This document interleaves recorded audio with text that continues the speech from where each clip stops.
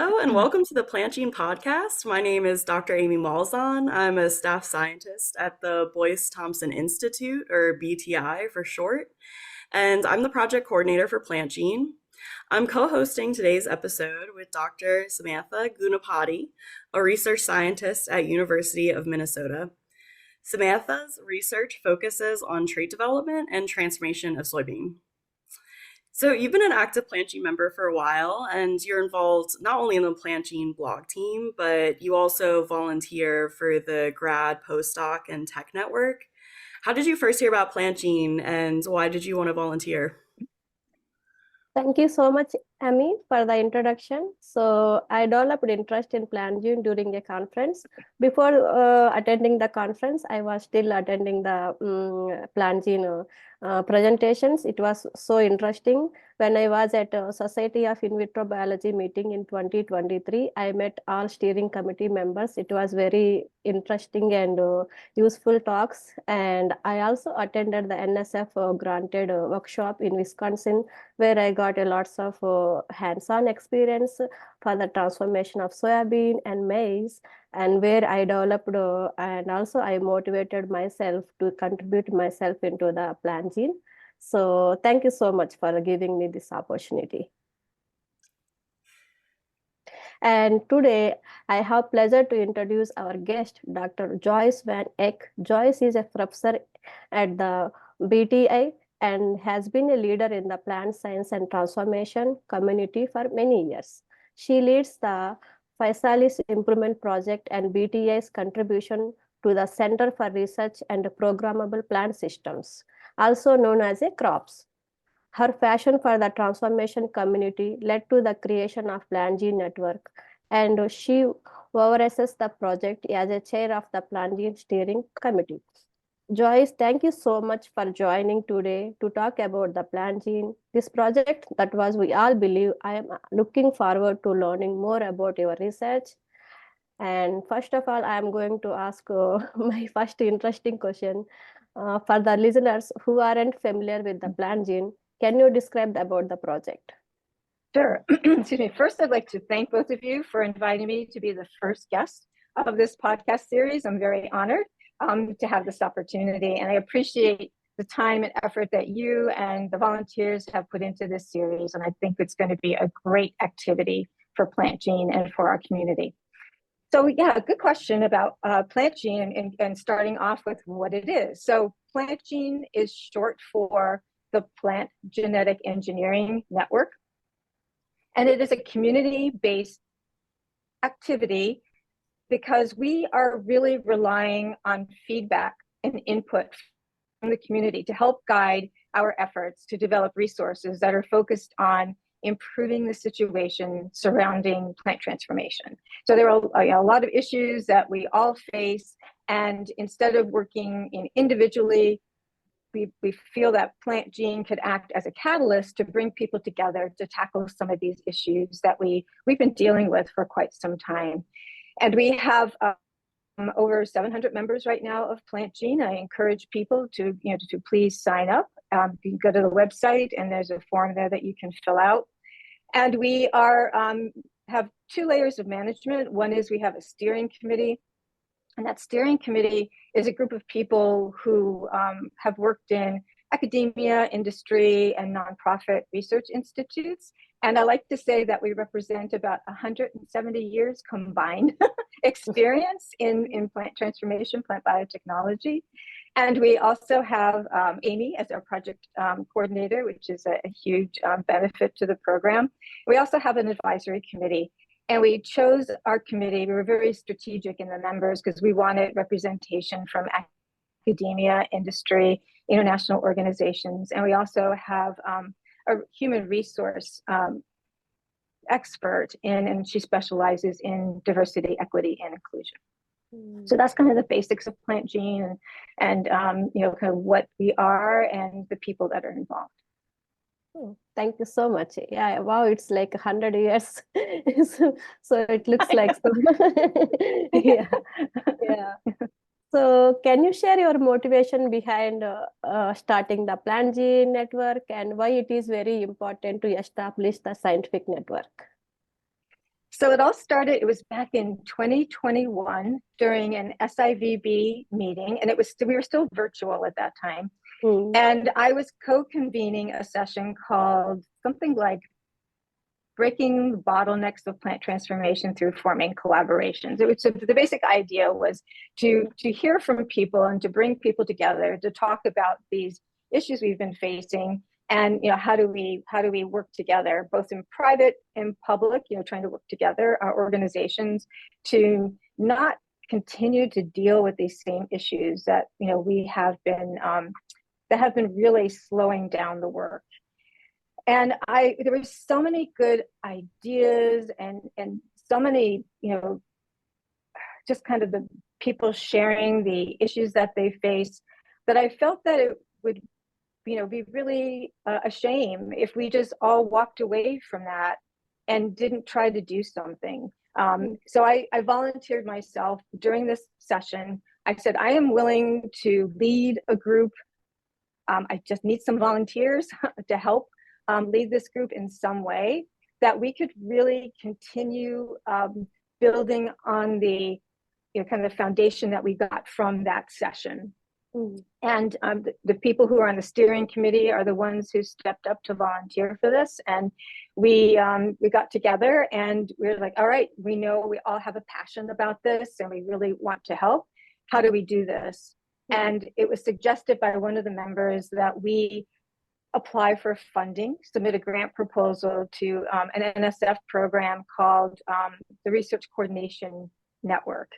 And that is for just what it says, coordinating networks. And that's what PlantGENE is. It's a network that helps catalyze interactions.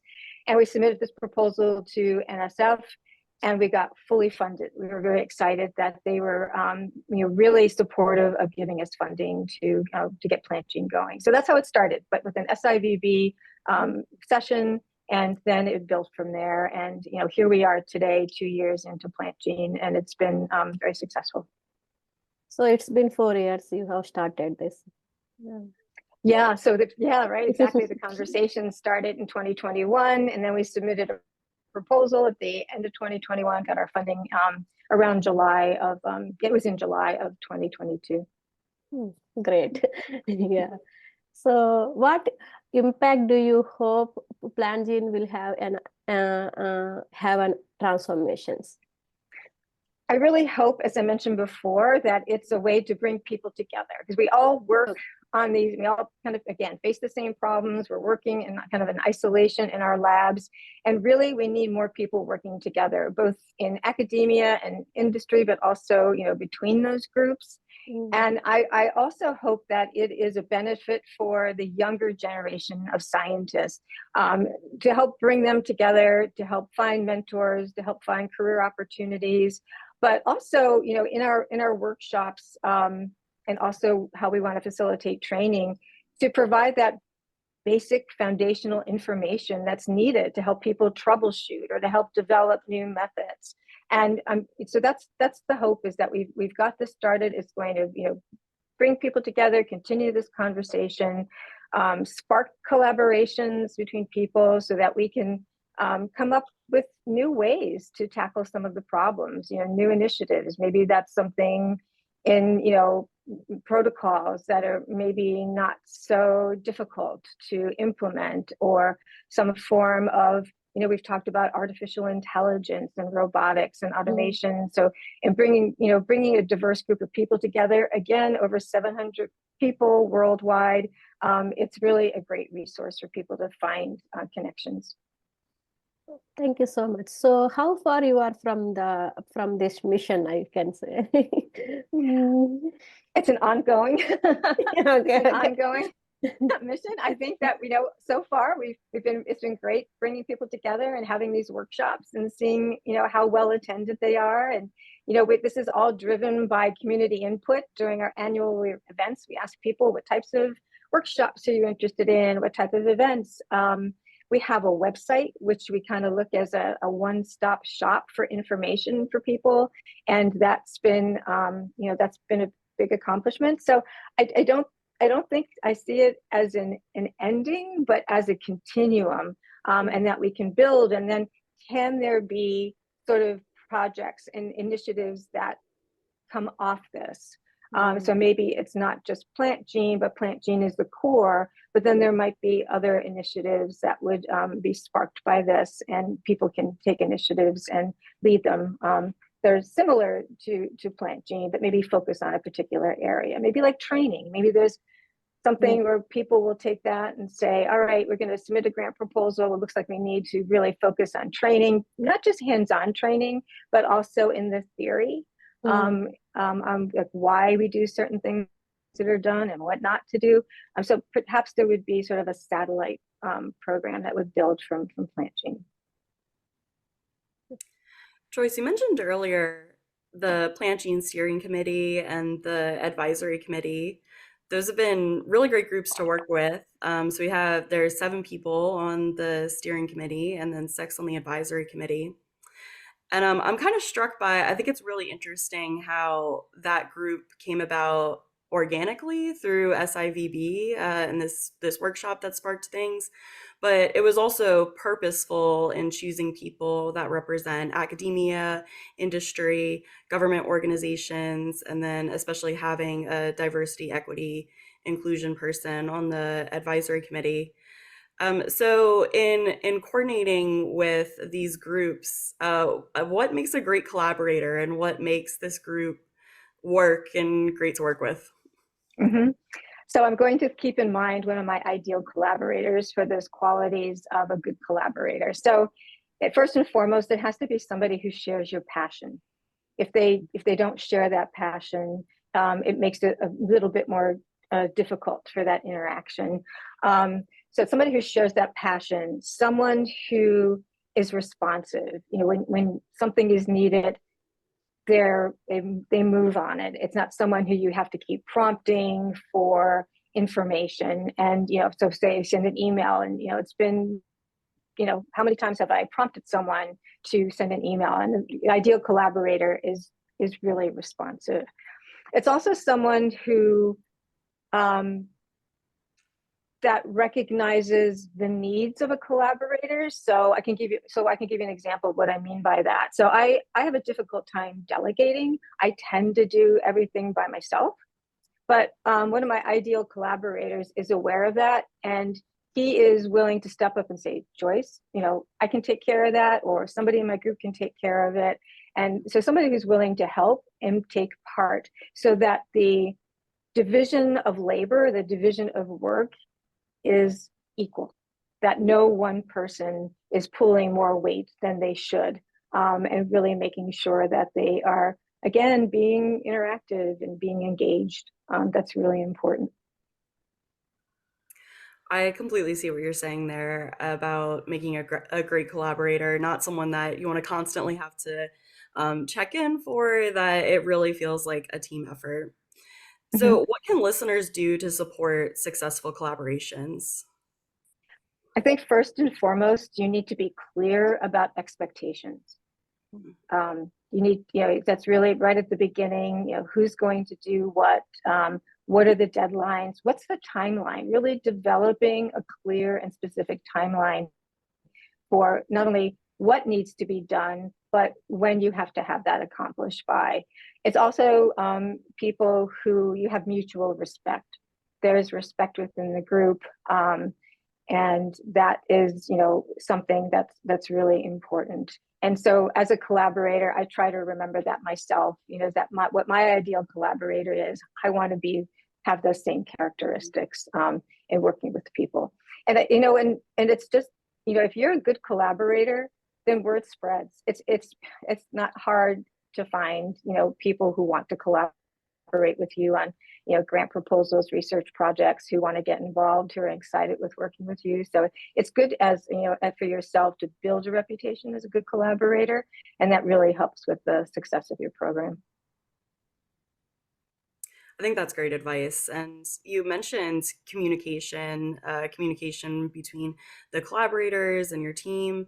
COVID-19 has changed the way a lot of people communicate. We're here over Zoom and the new normal. The virtual meeting has become a go-to for a lot of people. So for what are the pros and cons, like for better or for worse? How has technology changed scientific collaborations? So sometimes I say a good thing about COVID was that it did open up these doors for virtual, excuse me, collaborations, which really broadens who you can collaborate with.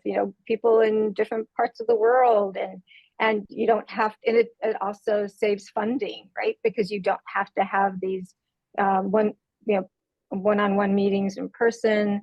And it really, again, expands your pool of collaborators. It also, like we're doing our workshops, and that expands the number of people who can attend. And some people can't afford to go to conferences in other countries. So having something like our Zoom workshops really allows that opportunity for people to participate who might not be able to travel to an in-person workshop. But I do think in some instances, it's not a replacement for in-person. There's a different dynamics with people that happen in person. You guys mentioned the crops project I'm on. We have organizations in Illinois and Arizona, Boyce Thompson Institute here, BTI and Cornell, and most recently at Tuskegee University. And so we rely on Zoom a lot, but we do have one annual meeting, in-person meeting, that CROPS is funded also by the National Science Foundation, and we all request funding within that project to attend an in-person meeting. So there, while Zoom and virtual is really helpful and it's been great, sometimes there is just no substitute for in-person in certain situations. Mhm. So it's really a very great help, this Zoom. After pandemic, we explore about the Zoom, and also we can even talk anywhere from the world, and we can do meetings from the anywhere. So Joyce, you have spoken about your work on podcast and TV, including BTS Breaking Ground series, the people behind the science podcast, and most recently you were featured in a PBS seed innovation video. Can you share how you got involved in these projects? Sure. Primarily, it's been people who know me, who've asked me to participate or have recommended me to people who are doing podcasts or the seed innovations on PBS. That was someone who was contacted by the American Seed Trade Association, and she said, "Oh, you need to talk with Joyce Van Eck." So that's how those mostly come about. And sometimes if I know there's an opportunity, I volunteer for it, because I feel it's so important to have science communication, but it's also very important for the scientists themselves to be doing it, because I think it's really helpful for people to meet scientists or to see scientists, and the fact that we're real people, that it really kind of lowers that, I don't want to say fear, but kind of having us on a pedestal, and that we're something different than your average person, but we're really not. We're people who have a passion for science, and having all these just breakthroughs and discoveries that could help people. I think that's important, and I really encourage people to do it. And it's not easy. I'm an introvert who forces myself to do this sort of thing. It's not exactly in my comfort zone, but I feel it's so important to do it, to engage with people of all age groups, from children all the way to up from there, because it's and our passion comes through, right? When people see how passionate we are, and that I get really disappointed with the popular press, because scientists are often depicted as evil and crazy, and mutant is a bad thing. So for people to actually have an interaction, or to hear a scientist talk about their work on a podcast or in television, it sort of is kind of a fight against that depiction of us as being not so good. Yeah, it's very important to aware the society, and also in different people and also in a different age groups. So each and everyone don't understand what is science and what's going, Mhm, especially mhm. the different field people. So it's very important, I feel, yeah. Mhm. So how has your science communication impacted your research and career? Yeah, it's sort of helped me to appreciate making my work accessible. And it takes work, right? Because we're so used to using jargon in our science, and just trying to find ways to not use that jargon, but also have people um, have some sort of reference that they could relate to make it relatable. So Mm. that science communication has helped me. And I originally wanted to be a teacher, so this is kind of part of my passion as well as teaching. So for me, it kind of fulfills that. But it's also helped in my writing, just not just interacting with people, like even a grant proposal. You have reviewers who might not be 100% familiar with your work, but having that experience of really breaking down what I'm saying and making sure people can appreciate it has really helped both in my manuscripts, but also in my grant proposal writing. So, and I actually, even though it's out of my comfort zone and getting through it, I do enjoy, not, well, maybe not the television parts and the cameras and that, but just interacting with school, children in elementary school, the general public, people who are interested in gardening. That gives me a real joy to interact with those groups. Okay, thank you. And that's been a big part of the Physalis project, correct? Is interacting. Mm-hmm. There's the citizen science element and lots of science communication there. Mm-hmm. Yeah, that's been well, don't say this to my other projects, but it's been my favorite project of my whole career. So this was so I work with species, they're called ground cherry and goldenberry, and they're these cute little yellow fruit that we're using for our fundamental research. But my collaborators and I see that there's potential for them to be a new specialty fruit crop in the US. But I felt that it was important as we were doing our research and trying to improve these species was to get firsthand feedback from farmers and home gardeners and the consumers about what they like or don't like. We know what we kind of think we know what needs to be done, but really getting that information firsthand was important. And I had never done anything like a community science project before. And I got funding from a local foundation here. It's called the Triad Foundation in Ithaca, New York.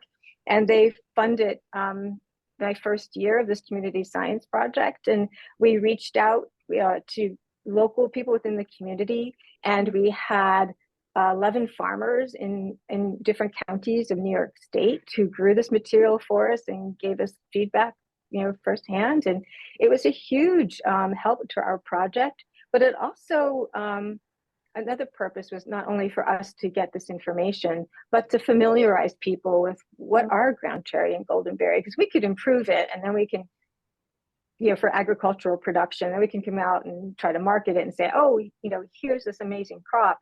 But if you don't bring people along with you and educate them along the way about these new crops, then it's not going to have as much impact in the end. And so that was fun. So we started out small, just in New York State, and it was successful. And then the next year we got additional funding from an NSF supplement, and we were in 18 different states. And then our third year, there was an article about the project in the LA Times. And we ended up with like 800 participants in 43 different states. And we got a lot of valuable information and really good feedback. Because that was the year of COVID when we had to shut down, and giving people, we heard from people having a project like that to really work with on their children, and something when they're stuck at home, growing this material. So we would give people seeds for, a number of different types of ground cherry and goldenberry, and they would germinate them and grow them in their gardens and then give us feedback. We had, a form that we give people, and we had an online database where people could enter information. So yeah, it was great. So did you do these community science projects in the schools also with kids, with the children? So there were some organizations that we gave seeds to that were for schools.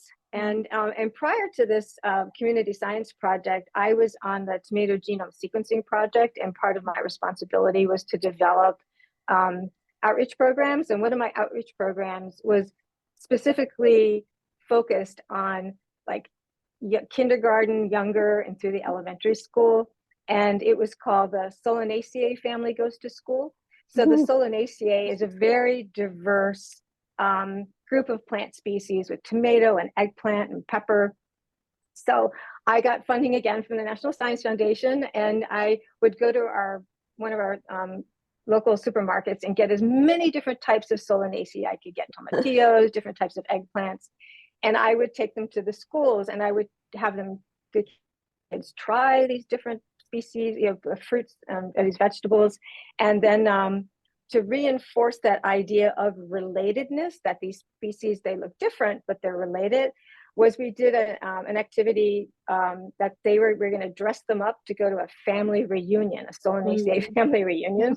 So we would go to the local craft stores and get hats and eyes and hair and all these crazy things, and the kids would make these little creatures out of tomatoes and eggplants and potatoes, and it was a lot of fun. And we gave them educational type material to take home so their parents could see what they did and describe what the Solanaceae are, so that was really geared towards those levels of like after school programs, elementary schools. We did that activity for here at BTI. We did like an in-house outreach program, and the adults had just as much fun as the kids, which was great.